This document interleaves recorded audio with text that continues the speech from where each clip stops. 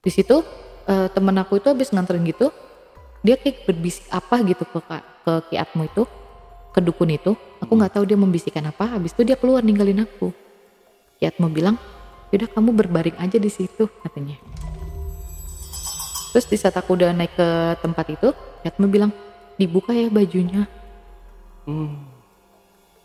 Terus udah kayak gitu, aku disuruh kayak naikin kaki gitu loh bang.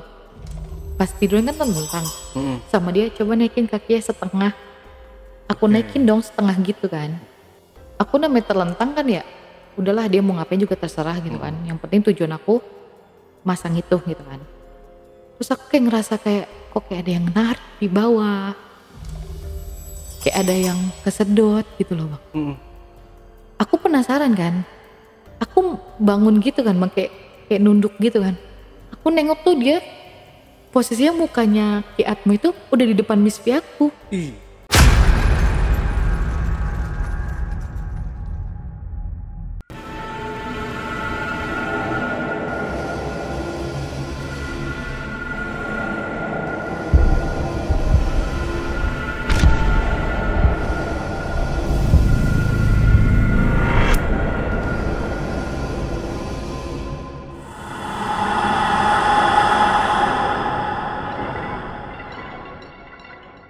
Assalamualaikum warahmatullahi wabarakatuh.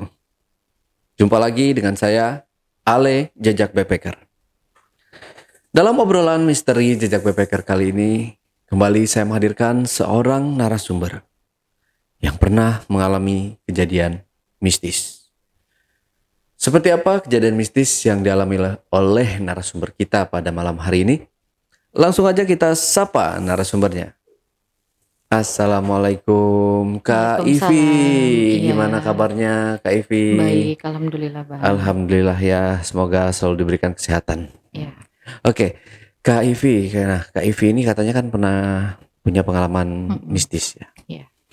Boleh di-spill sedikit dulu aja nih, seperti apa kisah yang mau Kak Ivi ceritakan ini nanti? Kisahnya itu tentang pekerjaan sih bang sebenarnya.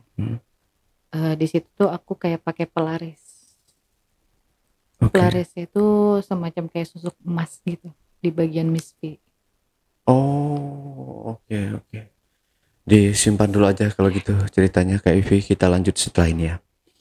Tapi sebelum Ivi bercerita lebih lanjut lagi, saksikan setelah OMG yang satu ini.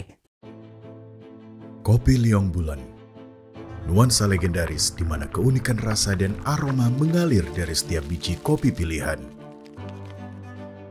Keistimewaan yang dipersembahkan bagi mereka yang menghargai cita rasa terbaik. Gurih dan aroma asli yang khas dibuat dengan sempurna. Kopi Liong Bulan, keajaiban dalam setiap aroma. Oke, Kak Evi udah siap buat cerita? Udah siap. Udah ya? Ya. Oke, silakan kalau gitu Kak Evi. Ya, awal mulanya kan bang ya, aku sibuk nyari kerjaan gitu kan. Udah banyak tuh bang, aku mencoba melamar di mana-mana kan, kayak di PT, kayak di mana gitu kan. Ada sih bang yang nyantol, cuman gajinya kecil dan memang jarak dari rumah pun jauh. Udah gitu, aku dapat info tuh dari tetangga aku kan. Ada nih tempat kerja deket dari rumah kita, kata tetanggaku. Aku nanya dong, di mana tuh mbak? Itu loh di rumah makan deket simpang sana, kata dia gitu kan. Terus aku bilang, ih boleh tuh mbak, yaudah besok deh, coba kita ke sana gitu kan. Terus besokannya aku dianterin tuh sama tetanggaku itu kan. Aku coba ketemu sama yang punya resto makanan itu kan. Di situ ya semacam kayak ditanya lah kan, tinggal di mana segala macem kan. Akhirnya aku diterima tuh bang kerja di situ. Ya memang sih gajinya nggak gede banget sih ya, ya bisalah buat makan aku sehari-hari, ya kan. Terus udah kayak gitu akhirnya aku diterima. Besoknya tuh aku udah disuruh masuk. Dah aku ya jadi pelayan gitu lah bang, namanya rumah makan Padang gitu kan.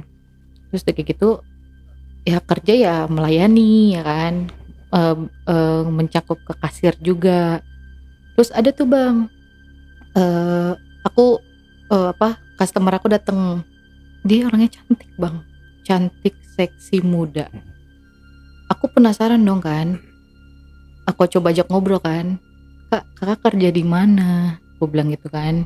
Terus kata dia gini, aku kerjanya penghibur. Ya udah penghibur. Terus gue bilang maksudnya penghibur tuh gimana kak? LC, ya kan?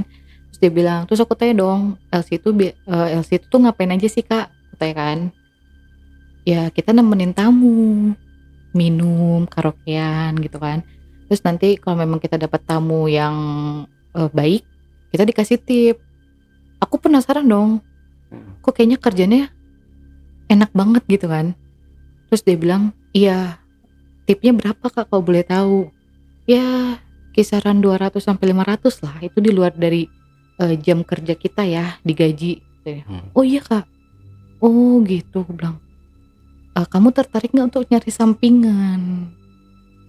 Kata kakak itu. Terus aku bilang, boleh kak.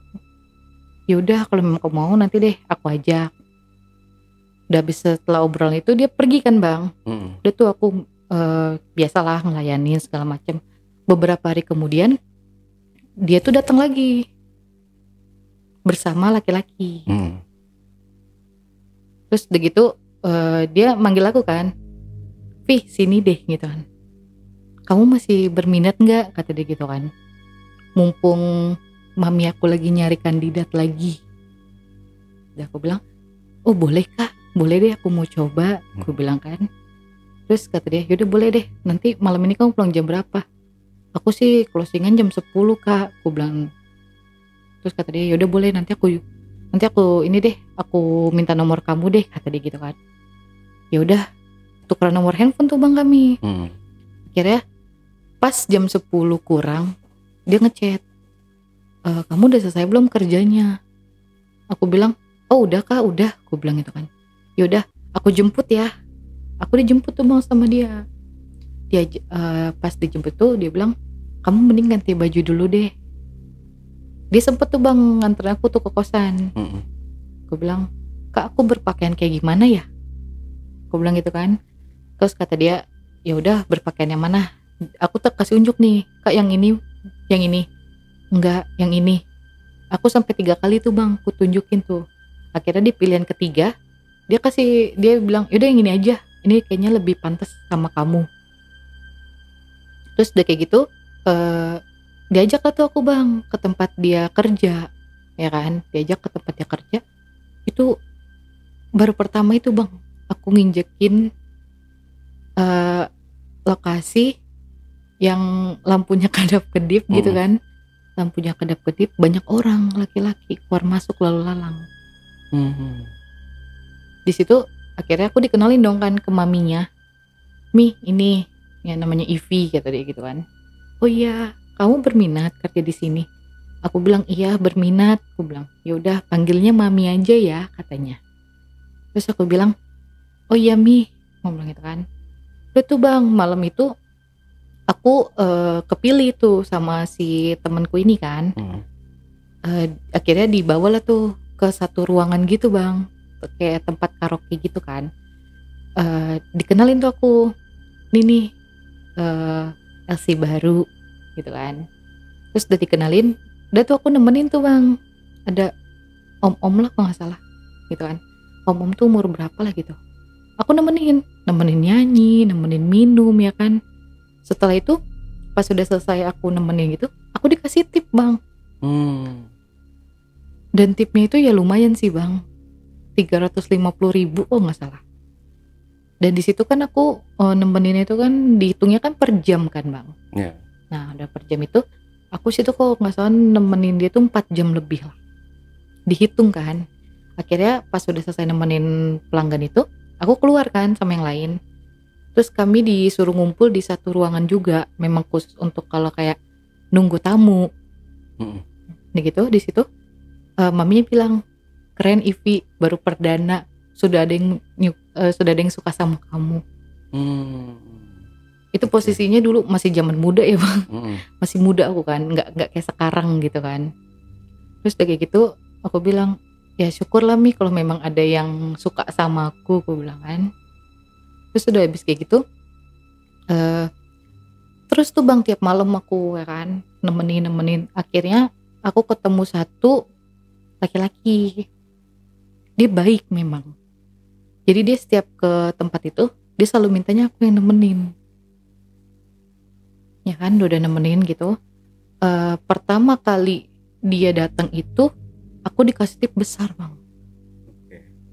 Dikasih tip itu lumayan besar, 1 juta. 1 juta itu bener-bener dikasih 1 juta. Dan di situ aku bilang, ih kok besar banget dapet tipnya. Karena kan sebelum-sebelumnya kan gak sebesar itu kan Bang. Terus lambat laun kami tukeran nomor kan. Kami chattingan tuh Bang. Mulai intens kan. Dia sering ngajak ketemu di luar. Suka mampir juga tuh ke rumah makan. Karena kan aku di rumah makan tuh kan cuma sampai jam 10. Jam 10 sampai pagi aku di tempat itu kan. Terus kayak gitu dia menyatakan, dia kayak mengutarakan gitu loh Bang, dia niat serius sama aku. Dengan dia berjanji, aku tuh bakal ngidupin kamu gitu. Bakal ngidupin kamu, aku akan tanggung jawab sama kamu, dia bilang gitu kan. Ya udahlah, namanya aku percaya dengan omongan dia kan Bang. Yaudah, aku mau nih Bang dinikahin dia. Nikahlah kami kan. Aku udah gak kerja di LC itu lagi Bang, di tempat itu, tempat mami itu. Karena dia juga meminta aku baik-baik sama mami kan. Karena dia berniat serius lah sama aku gitu. Udah, akhirnya kami menikah Bang. Oh, oke. Ya, aku nikah sama dia. Yang notabene tadinya tuh dia pelanggan aku. Akhirnya ya ngejalanin rumah tangga gitu lah Bang. Selain kayak berumah tangga gitu kan. Baik-baik aja, harmonis, gak ada keributan, gak ada apa. Tibanya setelah 1 tahun aku menikah sama dia, ada yang bilang sama aku kalau suami aku itu masih suka check-in dengan wanita malam gitulah. Aku penasaran dong Bang, apa benar? Karena kan selama ini dia kalau pulang malam tuh dia selalu bilang lembur ya kan. Terus atau enggak meeting sampai kemana apa keluar kota. Ya aku percaya aja dong. Karena kan pengenalan dari awal pun kami baik-baik aja. Aku penasaran Bang. Akhirnya aku cari tahu dong. Sempet kepergok sama aku Bang. Dia keluar dari itu, kayak kafe gitu sama perempuan. Di situ akhirnya aku samperin dong. Aku minta penjelasan. Dia dengan alasan ya namanya laki-laki lah Bang, udah apa namanya, udah ketahuan kan, ada aja kan alasannya kan. Terus posisinya perempuan itu pun beralibi, kita cuma teman kerja loh Bu, kata gitu kan. Akhirnya aku percaya dong, aku maafkan. Padahal aku tahu perempuan ini tuh profesinya apa. Terus membaik tuh Bang hubungan kita, ya kan. Terus kok aku makin kesini kok makin ngejanggalnya tuh, suami aku tuh jarang tidur bareng sama aku. Justru aku curiga dong. Tibanya dia bilang, aku meeting ya di kantor segala macem. Ya namanya kita istri, pengen dong Bang nyamperin, bawakan apa kantor kan. Terus udah kayak gitu, nggak ada Bang di kantor tuh udah nggak ada orang, cuma security aja. Terus aku telepon kan suami aku kan, kamu di mana? Aku meeting di kantor. Aku di kantor nggak ada orang, cuma security bilang kamu udah pulang dari jam 5. Kamu di mana? Terus kayak gitu aku bilang, jujur lah kamu di mana? Aku dengar kayak ada suara musik memang. Dengar kayak ada suara musik ya kan. Terus dia bilang, akhirnya dia bilang tuh, aku sebenarnya karaoke sama teman-teman aku, teman-teman kantor. Aku bilang, kenapa nggak bilang? Kenapa mesti bohong? Muncul tuh memang kecurigaan kan. Akhirnya aku pulang tuh Bang ke rumah. Suamiku pulang kebesokannya pagi, itu dalam keadaan mabuk. Di saat dia pulang mabuk, otomatis ya sebagai istri ya bukain sepatu dia ya kan, gantiin baju dia. Di situ aku nyium kayak ada parfum perempuan. Sedangkan aku tahu bau parfumnya dia tuh seperti apa. Di situ otomatis aku pasti marah dong bang, sebagai istri ya kan. Marah aku, betul-betul marah aku di situ. Sampai dia bilang, ini tuh semalam tuh karaokeannya tuh jadi dia bilang tuh teman-temannya dia tuh nyewa perempuan. Jadi ada yang nemenin lah gitu kan. Terus aku bilang, kenapa kok bisa bau parfum perempuan itu nyengat banget di baju kamu? Apa kamu juga sama perempuan itu? Ribut kami tuh bang. Dia bilang, kok kamu gak percaya sih sama aku gitu. Aku tahu, dia bilang, aku tahu aku pernah melakukan kesalahan. Susah ya buat percaya lagi. Aku bilang, namanya perselingkuhan itu susah untuk dipercaya lagi. Dan habis itu udah aku memaafkan. Ketiga kalinya kepergok sama aku, dia baru keluar dari hotel. Disitulah kami ribut besar bang. Sampai dia gak pulang beberapa hari. Akhirnya aku merasa capek. Aku memutuskan untuk bercerai. Di hubungan pernikahan kami tuh hampir mau 2 tahun. Capek bang. Begitu kan aku otomatis setelah cerai dari dia muter otak dong bang. Gimana caranya aku bisa kasih makan diri aku, ya kan, ngidupin orang tua aku. Akhirnya terlintaslah di pikiranku, aku balik lagi ke dunia malam itu, menjadi Elsie itu lagi. Dan aku ketemu sama temanku itu lagi. Dan ya mami menerima lagi. Cuman di situ ya namanya postur badan kita setelah menikah kan bang, beda dengan awal kita masih muda ya kan. Itu nggak ada bang, nggak ada yang tertarik dengan aku. Ada sih 1-2 gitu. Akhirnya temanku itu menyarankan, kamu mau nggak pakai pelaris? Aku tanya dong, maksudnya pelaris itu apa? Kamu pakai susuk agar kamu tuh banyak lagi yang meminati. Ya aku tertarik kan, namanya kita kan balik lagi kan bang ke dunia itu kan. Akhirnya kebesokannya temanku tuh ngajak ke daerah Banten. Daerah Banten itu benar-benar di pelosok bang. Di pelosok jauh dari pemukiman warga. Di sana pas di pelosok sana lah gitu kan, benar-benar jauh dari pemukiman warga. Udah sampai di sana, aku sempat kaget juga kan. Rumah itu kayak macam rumah gubuk gitu loh bang, kayak dari kayu gitu loh, yang benar-benar minim penerangan. Dan kanan kirinya pun berjarak, ya lumayan sih bang, lumayan jauh gitu loh, nggak jauh-jauh banget sih. Tapi memang betul di daerah situ cuman dialah satu rumah itu. Dan itu memang benar-benar ke pelosok ke dalam. Dan nyampe sana, ternyata ada beberapa wanita juga bang, yang menunggu giliran. Okay. Nah di situ akhirnya ada kan tuh ibu-ibu datang nanya, mau ini ya ketemu kiatmu ya katanya. Oh iya kata temen aku. Nih diisi dulu namanya siapa, umurnya berapa. Diisilah nama aku kan sama temenku.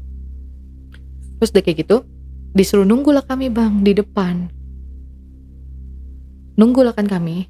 Setelah ada 2 orang tuh keluar dari sana, pertama terus kedua kan, baru aku dipanggil. Pas masuk aku dianterin sama temen aku. Di situ temen aku itu habis nganterin gitu, dia kayak berbisik apa gitu ke kiatmu itu, ke dukun itu. Aku nggak tahu dia membisikkan apa. Habis itu dia keluar ninggalin aku. Nah udah di situ kiatmu bilang, yaudah kamu berbaring aja di situ katanya. Terus di saat aku udah naik ke tempat itu, kiatmu bilang, dibuka ya bajunya. Ya aku nurut dong. Akhirnya aku buka bajunya tuh bang. Udah aku buka bajunya, dia sempat keluar tuh, ya kan, beberapa menit lah. Terus dia masuk lagi bang. bersama dengan ibu-ibu yang tadi aku ketemu di depan. Oke. Itu dia kayak bawa nampan, isinya itu kayak ada bulatan gitu, terus kayak ada baluran minyak sama air di botol gitu. Terus udah gitu aku tiduran, udah nggak pakai baju lah Tuhan, setengah badanku tuh ditutupi selimut. Nah udah setelah itu pas Kiatmu bawa itu sama istrinya, dia langsung nyamperin aku, selimut aku dibuka. Setelah itu dia ngebalurin tuh Bang, ngebalurin kayak minyak seluruh badan, dari bawah, dari misfi aku, pokoknya dari kaki ke misfi, terus ke atas sampai ke dada kan, sampai ke itu diurut dia Bang, diurut, dielus-elus sama dia Bang. Terus udah kayak gitu aku disuruh kayak naikin kaki gitu loh Bang, pas tidurnya kan tentang sama dia, coba naikin kakinya setengah. Aku naikin dong setengah gitu kan. Terus kata dia coba dilebari sedikit, aku lebarin. Terus aku memang bener gak pakai apa-apa. Terus dia kayak ngambil apa gitu dari kotak kecil. Memang aku nggak tahu itu apa ya. Itu dia kecil. Terus nggak lama sama dia tuh dimasukkan Bang. Dimasukkan ke daerah kita, ke misfi kita. Itu aku berasa Bang. Karena dia masuknya tuh udah masukkan itu, tangan dia pun masuk. Nah udah gak selang berapa lama, aku namanya terlentang kan ya, udahlah dia mau ngapain juga terserah gitu kan. Yang penting tujuan aku masang itu gitu kan. Terus aku kayak ngerasa kayak kok kayak ada yang narik di bawah, kayak ada yang kesedot gitu loh Bang. Aku penasaran kan, aku bangun gitu kan Bang, kayak nunduk gitu kan. Aku nengok tuh dia posisinya mukanya Kiatmu itu udah di depan misfi aku. Dan itu aku ngerasa kayak ini dia ngapain, tapi aku ngerasa kayak ada yang kesedot gitu loh Bang. Dan itu aku ngerasa kayak geli, badan aku tuh ngelincir gitu Bang. Aku diem tuh dia berapa menit gitu melakukan itu. Habis itu dia mulai ngebalurin lagi tuh Bang minyak itu ke misfi sampai ke atas kan. Habis itu dia memasukkan itunya dia ke misfi saya. Jadi jatuhnya saya disetubuhi. Gila tuh dukun. Iya. Akhirnya di saat dia menyetubuhi aku itu, ya udah aku kayak pasrah aja. Dari dia make, dari dia ngeremas-remas segala macam lah kan. Habis sudah selesai itu, dia bilang, ya udah nih, ini udah selesai ritualnya, dia bilang. Disuruhnya lah aku bangun. Aku disuruhnya pakai pakaian aku. Aku pakai dong. Di situ aku kayak ngerasa kok kayak ada ngeganjel di bawah. Kayak ada sesuatu ngeganjel aja gitu. Akhirnya aku udah nggak ambil pusing kan. Udah tuh aku pakai baju, duduklah aku berhadapan sama dia begini kan Bang. Kata dia, ini Aki kasih air melati. Nanti setiap malam Jumat siapin kopi pahit. Terus kamu mandi. Habis mandi, kamu bersihkan misfi kamu pakai air ini ya. Setiap malam Jumat. Dan kamu wajib kesini 1 bulan 2 kali untuk melakukan ritual ini. Ritual ini kembali. Di situ sebenarnya Kiatmu tuh Bang awalnya menyarankan aku tuh, aku disuruh pakai 2 susuk. 1 di misfi, 1 di muka. Karena waktu itu Kiat 1 susuk itu aja udah lumayan ya Bang ya. Kisaran 2 juta kalau nggak salah. Aku belum ada.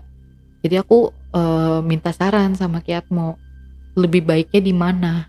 Dia bilang di misfi kamu aja. Akhirnya aku setuju. Udah habis dikasih air melati itu, aku melakukan pembayaran kan sama istrinya. Habis itu aku pulang tuh Bang. Habis pulang, besokannya itu aku udah mulai tuh ngikut sama temanku ini. Biasalah kerja kan, nemenin ya kan. Sehari tuh masih ya biasa aja lah gitu pelanggan aku kan.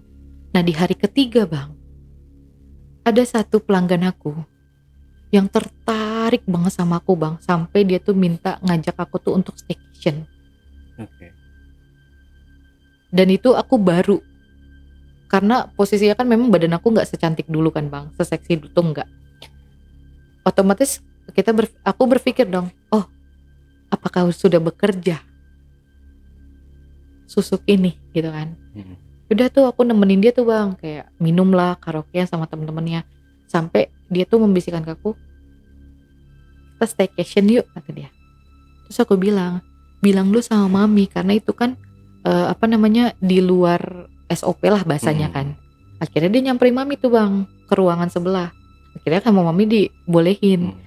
Akhirnya setelah acara itu dia ngajak aku tuh staycation di hotel. Dan dari sampai sana dari pas datang kan dia nempel terus bang sama aku. Itu nggak mau lepas bang. Itu dia nggak mau lepas. Dia selalu nempel, selalu nyiumin aku. Tibanya udah di hotel, kami berhubungan badan dong. Sampai pagi tuh. Dan paginya udah kami bangun, dia muji aku bang. Mujinya tuh, aku suka sama tubuh kamu. Tubuh kamu tuh indah, aku suka sama permainan kamu. Dia bilang, aku suka kayak goyangan kamu, gerakan badan kamu, aku puas sama kamu. Dikasih tip lah aku tuh bang besar tuh 3 juta. Tapi setelah dia pulang, aku ngerasa, kok aku gak merasa puas ya bang. Aku gak merasakan bang. Tapi pelanggan aku tuh puas. Nah udah kayak gitu, udahlah aku gak mau ambil pusing kan bang. Akhirnya udah dah tuh, besokannya aku kerja lagi. Ada lagi tuh bang, tapi memang gak sampai staycation, cuman kayak nemenin. Tapi dia memang bilang pelayanan aku tuh the best. Dia tuh kayak di samping aku tuh kayak nyaman. Dapatlah tuh mulai kan aku dapat duit tip besar kan, sampai teman-teman satu tempat aku tuh iri sama aku. Sampai mami pun bilang, hebat ya Ivi katanya, banyak loh yang muji kamu. Nah udah berselang itu, aku balik tuh ke Kiatmu, menjalankan ritual itu. Datang ke sana, tetap bang dibaluri, ya kan? Dari Miss V, dari kaki ke Miss V ke atas, ya pokoknya dilus gitulah bang. Tetap bang habis kayak gitu dia memasukkan tangannya. Terus tetap ada kayak ritual dia kayak nyedot juga. Pas pertama aku kaget, tapi pas kedua itu udah better lah, udah nggak kayak ngapain gitu kan. Habis kayak gitu tetep bang aku berhubungan sama Kiatmu itu. Itu berhubungan berapa lama? Nggak nyampe 1 jam kayaknya. Nggak kuat banget dong si Kiatmu. Iya, tapi aku nggak merasakan puas. Itulah makanya aku sampai berpikir kan.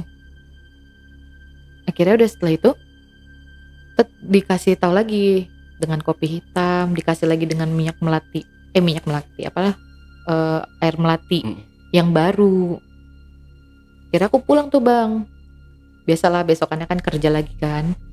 Udah kerja lagi. Ada lagi tuh bang pelanggan aku yang ngajakin aku staycation lagi kan. Ngajakin staycation di bintang 5 tuh bang. Memang dia kelas kakap lah bahasanya. Habis itu staycation lah kami kan, masuk ke kamar. Saya melayani dia gitu kan.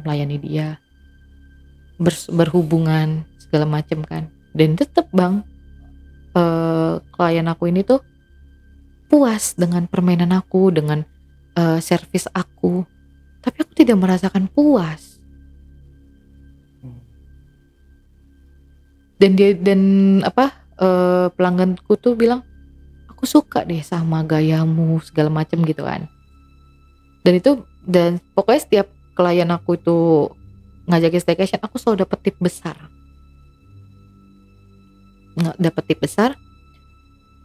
Ada kejadian tuh bang setelah klien aku ini habis staycation sama aku. Jadi dia udah pulang nih kan. Tiba-tiba dia kecelakaan di depan hotel. Kecelakaan tunggal. Jadi itu kecelakaannya tuh dia meninggal di tempat gara-gara pembuluh darahnya pecah di tempat loh bang. Aku kaget dong kan, karena pas aku turun rame-rame Pas aku lihat, kok mobil pelanggan aku. Aku sempat samperin kan bang. Ada apa ini? Aku bilang gitu kan. Dan akhirnya ya udahlah, aku pura-pura nggak kenal aja gitu bang sama dia. Di situ tuh aku udah ngambil pusing. Mungkin memang karena emang udah takdirnya, ya kan. Tuh habis itu besokannya aku kerja lagi kan kayak biasa. Terus itu bang berhari-hari. Dan aku di bulan kedua aku masih balik tuh bang ke Kiatmo, tetap melakukan ritual itu. Nah di saat di 2 bulan itu aku balik lagi, aku makin durasi bersetubuh sama Kiatmo tuh makin lama. Dan itu terus berulang bang. Itu di sepengetahuan istrinya atau enggak? Tahu. Lihat istrinya. Pas bersetubuh sih enggak, tapi di saat ngebalurin ada istrinya. Dari situ aku kayak jadi kayak aku dimanfaatin ya. Aku berpikir seperti itu kan. Akhirnya setelah habis ritual itu beberapa hari kemudian 2 hari aku sempat libur kan, istirahat, capek kan bang. Karena setiap kerja itu selalu nemenin check in otomatis kan aku udah rasa capek kan. Aku off tuh bang 2 hari. Pas aku di hari ketiga aku balik masuk lagi, mami bilang, kamu tuh banyak dicari loh Vi, banyak loh pelanggan yang nyari kamu katanya. Terus aku bilang, oh iya Mi, iya aku kemarin kan 2 hari minta off, aku capek banget badan aku. Dan habis itu pas banget aku baru banget bang siap-siap kayak make up lah segala macam kan. Ada tuh satu pelanggan nyamperin ke ruang hairdo kami kan. Dia minta aku untuk nemenin dia di private room. Aku nemenin dia tuh bang. Nemenin minum ya kan, nyanyi ya kan. Ya aku kasih servis terbaik aku lah. Sampailah terjadi check in lagi, nemenin dia tidur. Jadi sebelum ke hotel itu, dia tuh ngebelanjain aku bang. Apapun yang aku mau tuh dibeliin sama dia. Akhirnya abis dia ngebelanjain aku segala macem, check in lah kita kan di hotel itu kan. Udah, aku ngasih servis terbaik tuh bang buat ya. Dan setelah itu kembali lagi bang, aku tidak merasakan apa-apa, aku tidak merasakan puas. Tapi pelanggan aku yang merasakan. Dan dia pun bilang, kalau aku tuh pas bersetubuh sama dia tuh aku sempet nyekek dia bang. Nyekek dia sampai dia gak bisa nafas. Aku tuh jerit-jerit.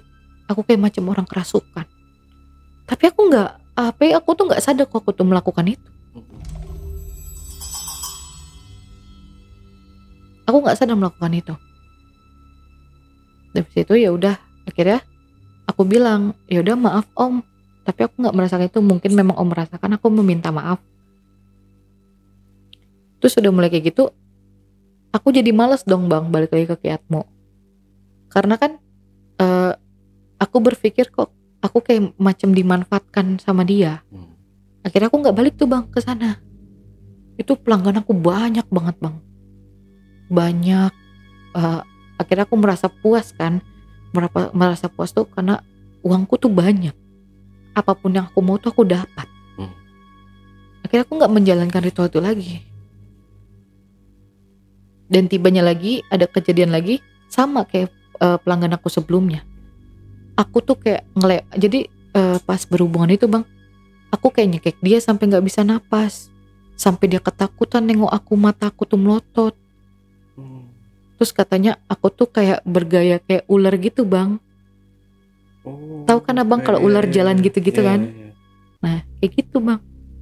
Tapi aku nggak ngerasain itu bang. Setelah kejadian itu, aku mulai mencium bang, kayak ada bau busuk dalam diri aku. Aku mulai mencium tuh bang, mencium kayak gitu. Terus udah kayak gitu, aku otomatis nanya dong sama temanku. Namanya kita kayak keputihan kan pasti tercium kan bang, orang di samping kita. Aku nanya dong, Kak, kakak nyium bau busuk gak sih? Aku bilang, enggak kok, gak ada bau apa-apa. Kok kamu selalu wangi. Tapi kok aku ngerasa kayak nyium bau busuk ya kak. Sampai aku ciumin bang badan aku. Terus tibanya aku ke kamar mandi kan. Ini kayaknya ada yang salah deh sama badan aku. Terus aku sempat buang air kecil kan. Di situ aku baru ngerasa bang, Miss Viku bau busuk. Tapi orang nggak bisa mencium, cuman aku lah yang bisa mencium bau busuk itu. Udah kayak gitu, mulai jarang bang, bukan mulai jarang sih, mulai berkurang tuh pelanggan aku tuh yang nyariin aku. Karena kejadian yang kemarin aku sempat kayak macam kerasukan. Karena itu kan yang ngehandle kan mami kan. Dan orang itu bilang memang aku macam kesurupan, tapi aku tidak merasakan. Mulai itu bang, mulai berkurang. Aku berpikir, apa karena bau busuk ini orang itu merasakan mencium bau itu, jadi orang itu nggak mau lagi make aku atau meminta aku gitu. Sampai aku stres bang. Akhirnya aku ke dokter dong. Dokter bilang enggak, ini mah cuma keputihan biasa kok bu, katanya. Aku dikasih tuh bang obat keputihan kan, kayak biasa lagi gitu, namanya perempuan. Itu seminggu 2 minggu nggak berpengaruh bang. Dan anehnya lagi bang, aku merasa udah aku merasa di Miss V aku tuh bau busuk. Aku merasa diri aku tuh bersisik. Oh, serem banget ya. Iya, aku merasa diri aku tuh bersisik bang. Di situ aku mulai berpikir nih, kok kayak ada yang ngejanggal ya dalam diri aku. Ini ada apa? Aku berpikir kan. Aku tetap tuh bang, di saat aku merasa itu aku tetap kerja. Tapi udah nggak ada lagi tuh bang yang ngajakin aku untuk staycation, ngajak tidur. Cuman hanya sebatas menemani minum karaoke. Itu pun jarang ada yang mau bang sama aku. Akhirnya mami bilang, Vih istirahat dulu lah beberapa hari. Aku disuruh istirahat kan. Di situ tuh pas aku di offin sama mami tuh bang, hari kedua aku off, aku tidur kan. Namanya kita udah biasa kerja malam kan bang, otomatis kita tidur pasti malam banget kan, jam 1 jam 2. Aku tidur tuh bang, aku habis scroll di handphone kan. Terus kayak gitu aku mimpi. Dalam tidur tuh aku mimpi aku didatangi sosok ular setengah manusia.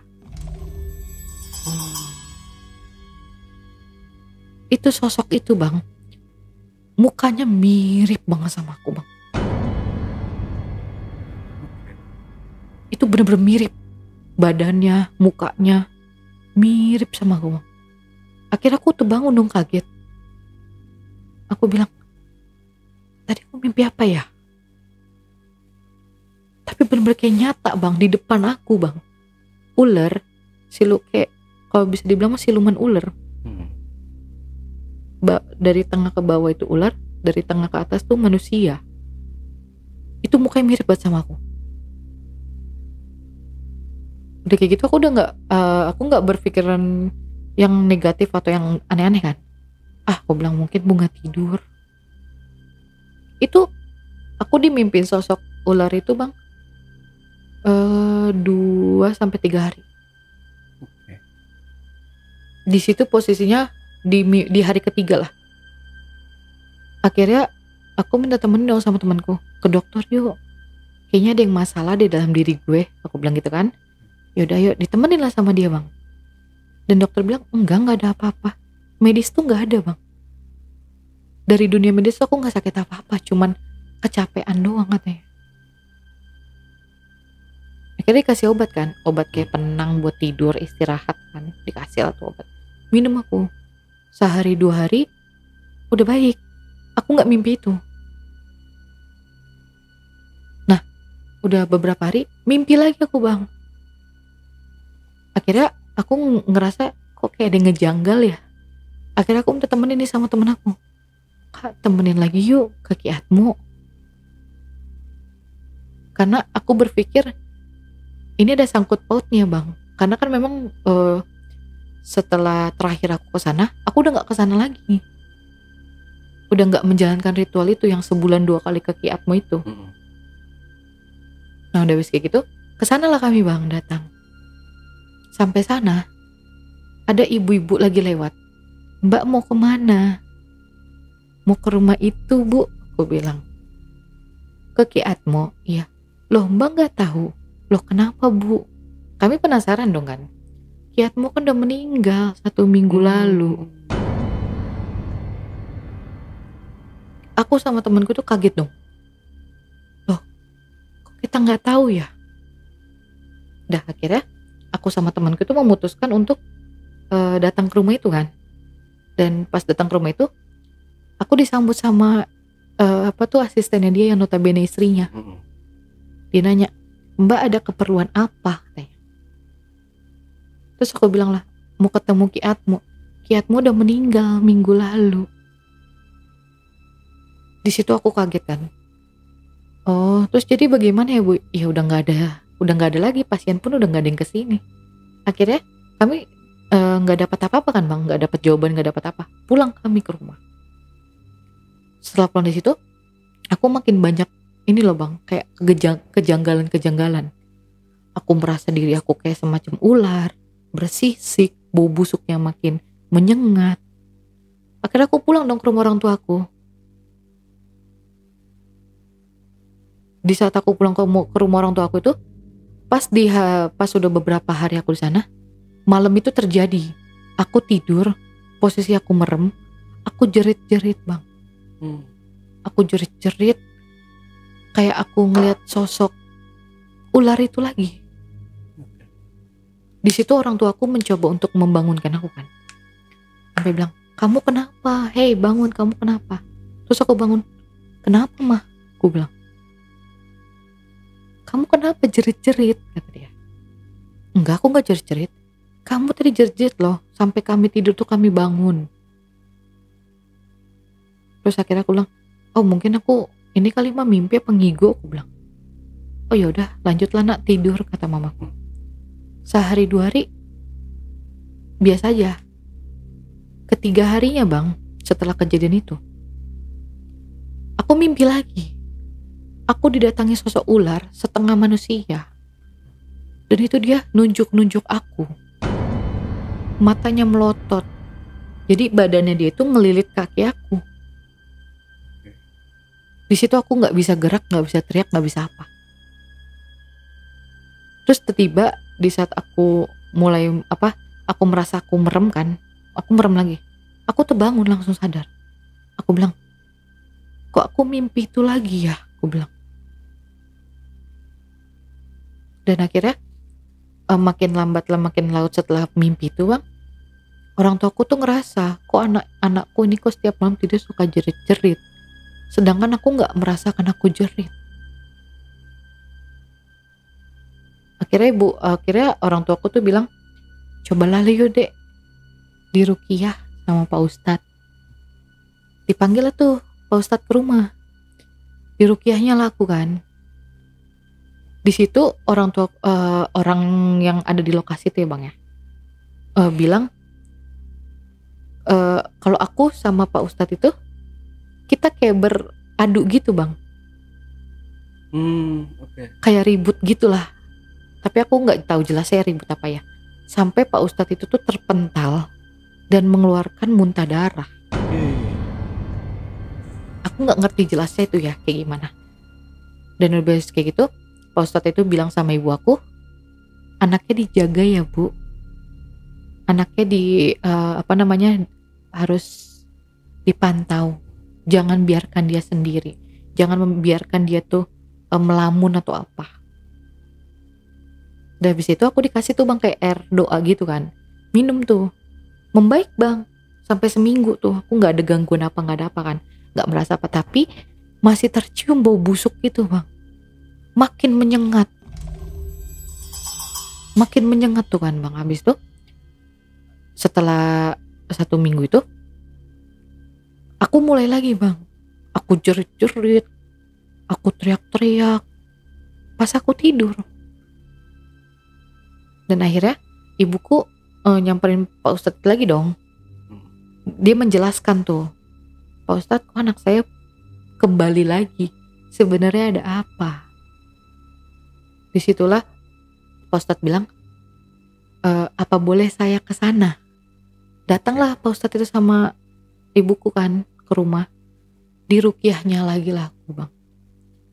Diruqyahnya lagi kan, tetep bang, dia kayak bertarung. Jadi tuh aku tuh kayak macem punya apa sih, ngecakar gitu bang, ngecakar. Dan Pak Ustadz bilang itu tuh dia tuh dililit ular. Dan dia sempat terpental dan muntah darah lagi tuh, seperti itu. Udah habis kayak gitu, akhirnya ibuku nanya dong, ini sebenarnya ada apa Pak Ustadz? Pak Ustadz menceritakan lah tuh, sebenarnya Bu, anak ibu ini ada yang menghinggapi di diri dia, sosok siluman ular yang menyerupai wujud anak ibu. Nah, ibu aku bingung dong, kok bisa? Ada apa Pak Ustadz sebenarnya? Akhirnya Pak Ustadz tuh bilang lah, anak ibu ini sempat melakukan ritual susuk emas di daerah Banten, ya, di daerah Banten di pelosok. Kaget dong orang tua aku bang, kok bisa anakku seperti ini? Sempat kecewa sih ibu aku itu. Akhirnya ibu aku nanya dong, jadi ini bagaimana Pak Ustadz? Ini harus dikeluarkan. Dan penyebab siluman ular itu menghinggapi tubuh anak ibu, karena yang mengirimkan dia itu sudah wafat. Di saat itu ibu aku bilang, jadi bagaimana? Jadi sebenarnya Ki Atmo ini dendam sama anak ibu karena dia tidak menjalankan ritual yang diperintahkan. Makanya dukun ini mengirim sosok ular ini untuk menghinggapi anak ibu. Tetapi anak ibu ini punya kodam pendamping dari leluhur. Karena kodam pendamping inilah yang bertarung dengan dukun itu sampai dukun ini tidak bisa melawannya. Tapi kirimannya dia masih menghinggap di tubuh anak ibu. Makanya anak ibu tuh suka jerit, suka teriak gak jelas, dimimpiin sosok ini. Pak Ustadz tuh bilang kayak gitu bang. Terus dia kayak gitu, akhirnya minta solusi dong sama Pak Ustadz itu kan. Akhirnya Pak Ustadz tuh bilang, ya udahlah Bu, perbanyaklah ibadah anak ibu, perbaikilah ibadahnya. Nah udah kayak gitu kan bang, udah selesai dikasih tau kayak gitu. Mulai rutin lah tuh bang aku sholat malam, sholat sunnah, zikir segala macem. Terus aku sempet aku tidak tersadarkan diri seperti orang mati. Aku merasa sekeliling aku itu ngajiin aku. Itu aku gak sadar bang satu hari. Sampai orang tuaku sudah bilang ikhlas kalau memang aku sudah tidak ada. Karena aku udah di ngaji bang. Oh, udah disangka mati. Iya. Tapi setelah itu aku sadar. Sebelum sadar itu jadi orang tua aku tuh manggil Ustadz itu lagi. Dan dibacain kan sama Ustadz tuh. Akhirnya aku sadar bang. Nah habis udah sadar itu Pak Ustadz tuh bilang, apa yang kamu rasakan mbak? Aku bilang, aku kayak dibawa loh Pak Ustadz ke tempat yang gelap, yang jauh. Itu gak ada pencahayaan. Dan aku tuh ngerasa diri aku tuh seperti apa yang aku mimpikan kemarin. Setengah badanku ular, setengah badanku manusia. Di situ aku bingung karena gelap posisinya bang. Ya memang seperti itu kata Pak Ustadz. Dan mulai sekarang kamu ke depan perbanyaklah zikir. Jangan kebanyakan melamun. Jangan pikiranmu kosong. Nah udah kejadian itu, aku mulai rajin tuh bang ibadah. Mulai rajin ibadah.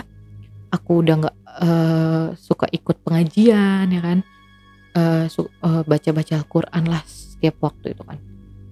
Di saat aku lagi mandi itu waktu itu pos ya. Saat waktu hari itu aku mandi. Aku buang air kecil kan bang. Itu kayak ada yang keluar bang. Oke. Itu kayak ada yang keluar. Di situ aku ngerasa kok kayak ada yang keluar, tapi pas aku lihat kok nggak ada. Aku pikir mungkin memang tanda mau menstruasi gitu kan. Aku udah ngambil pusing tuh bang. Akhirnya setelah kejadian pas aku merasakan itu, aku makin kencang tuh ibadahku, ya kan. Aku menjalankan hidup aku dengan baik, aku sholat taubat segala macem kan. Hidup aku alhamdulillahnya baik bang. Lebih ke menghilangkan yang kerjaan aku kemarin. Dan mulai mimpi siluman ular itu nggak ada.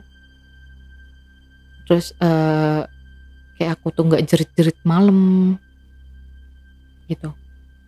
Dan selang beberapa hari itu aku sudah tidak mencium bau busuk dari vaginaku lagi, dari Miss Viku itu. Aku sudah tidak menciumnya bang. Karena kan selama kejadian kemarin kan aku ngerasa bau busuk, ya kan, bau busuk, badan aku tuh bersisik. Dan itu setelah aku ikutin anjuran dari Pak Ustadz itu, aku sudah tidak merasakannya lagi bang. Di situ akhirnya aku menjalankan hidup aku dengan baik, dengan lebih baik lagi lah intinya gitu. Dari kayak gitu akhirnya terakhir lah kan, Pak Ustadz itu datang lagi ke rumah bang.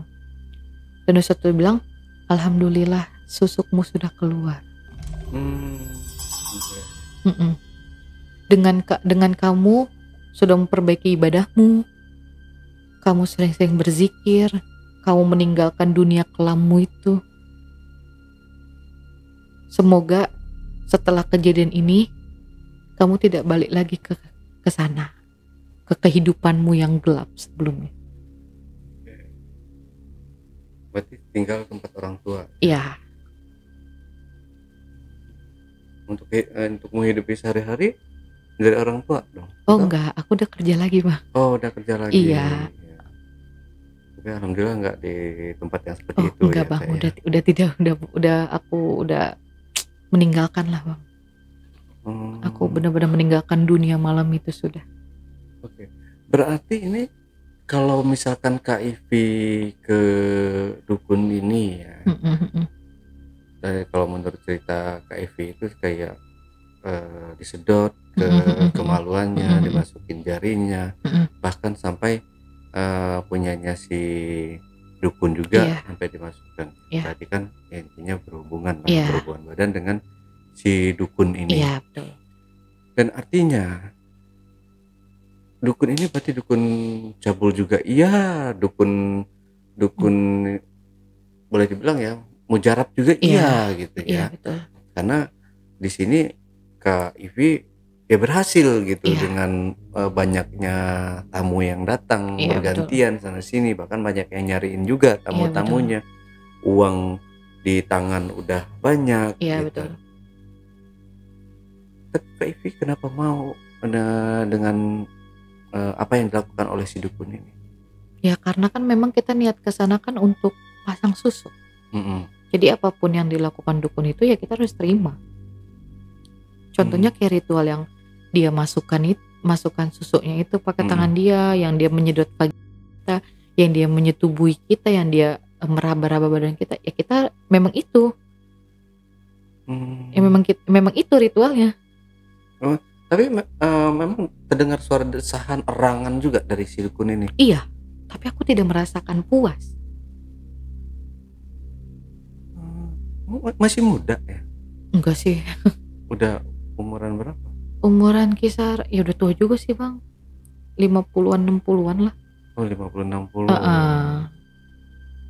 Ya masih kuat sih, masih umuran itu ya. Iya. Tapi istrinya juga mengetahui apa yang dilakukan oleh si dukun ini. Iya, mengetahui. Berarti setiap wanita yang akan pasang susuk atau mau berobat yang lain-lain gitu ke sana harus siap ditidurin sama si dukun ini. Iya betul. Karena kan udah ketahuan tuh bang, kalau perempuan ke sana itu kan otomatis dia untuk pelaris. Entah itu tujuan dia untuk memikat laki-laki, atau pekerjaan kayak aku kemarin, atau memang untuk mencari sesuatu. Itu ya memang seperti itu. Nah, berarti pelanggan yang meninggal ini berarti tumbal dong. Iya, karena aku nggak datang. Aku udah berapa lama aku nggak ke sana. Jadi harusnya itu yang ditumbalin tuh diri aku. Oke. Tetapi karena kodam pendamping aku dari leluhur kayak melindungi, Bang. Jadi akhirnya dilampiaskan ke pelanggan aku.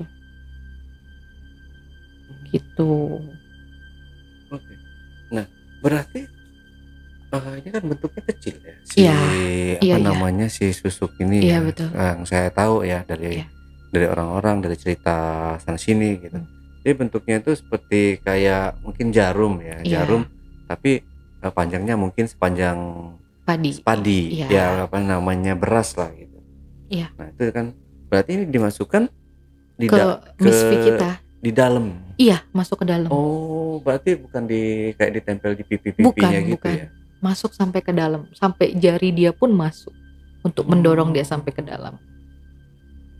Aduh, seremnya ya. Tapi untungnya udah meninggal ya. Iya. Kalau enggak kan lebih banyak lagi korbannya. Iya, betul Bang. Dan tapi temenku pun masih ada, Bang, yang pakai susuk itu juga. Temennya? Tapi di tempat yang berbeda. Oh. Sampai sekarang. Sampai sekarang. Tapi efeknya? Ya, dia nggak kayak aku. Kalau aku kan, kalau udah aku puas dapat banyak, aku nggak kesana. Dan dia tetap kesana. Walaupun seberapa banyak yang dia dapat, dia tetap balik ke sana melakukan ritual itu. Oh, ditemenin? Iya, aku sesekali nemenin dia waktu itu. Oh, oke. Mungkin next bisa cerita ya tentang boleh. Boleh, nanti aku cerita. Dunia persusukan. Iya. Aduh, saya dengarnya aja ngilu. Gitu udah dipakai si dukun. Iya. Ya itu tadi ada keuntungannya juga ya. Betul. Apa namanya? Penglarisnya berhasil. Iya. Gitu.